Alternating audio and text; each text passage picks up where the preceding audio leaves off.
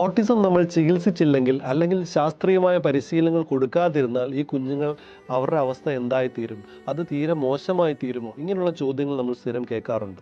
തീർച്ചയായിട്ടും ഓട്ടിസം ഉള്ള കുഞ്ഞുങ്ങളെ അല്ലെങ്കിൽ ഓട്ടിസത്തിൻ്റെ ലക്ഷണങ്ങൾ നമ്മൾ ചെറുതിലേ കണ്ടെത്തി ശാസ്ത്രീയമായി പരിശീലിപ്പിച്ച് നമ്മൾ അവരെ മുഖ്യധാരയിൽ എത്തിക്കാനുള്ള ശ്രമങ്ങൾ നടത്തിയില്ലെങ്കിൽ ഈ കുഞ്ഞുങ്ങൾ സാമൂഹികമായി ഒറ്റപ്പെട്ടു പോകാൻ സാധ്യതയുണ്ട്. സാധാരണ കുഞ്ഞുങ്ങളെ പോലെ ശ്രദ്ധ കേന്ദ്രീകരിക്കാനോ സംസാര ഭാഷ മനസ്സിലാക്കാനോ അത് സംസാരിക്കാനോ അവരുടെ ദൈനംദിന ജോലികൾ സ്വയം പര്യാപ്തതയോടുകൂടി ചെയ്യുക. ഉദാഹരണത്തിന് ഭക്ഷണം കഴിക്കുക, കൈ കഴുകുക, ബ്രഷ് ചെയ്യുക, കുളിക്കുക, ഡ്രസ് ചേഞ്ച് ചെയ്യുക, ഇങ്ങനെയുള്ള കാര്യങ്ങൾ മനസ്സിലാക്കിയെടുക്കാനും സ്വന്തമായിട്ട് ചെയ്യാനും എപ്പോഴും അവർക്ക് പരിശീലനം ആവശ്യമുണ്ട്.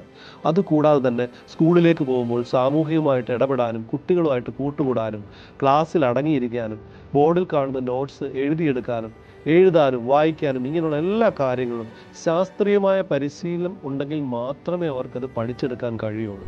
അതുകൊണ്ട് തന്നെ ഓട്ടിസം ഉള്ള കുഞ്ഞുങ്ങൾക്ക് അവരുടെ കണ്ടീഷൻ്റെ സിവിയറിറ്റി അനുസരിച്ച് ശാസ്ത്രീയമായിട്ടുള്ള പരിശീലനം നമ്മൾ തീർച്ചയായിട്ടും കൊടുത്തേ പറ്റുള്ളൂ.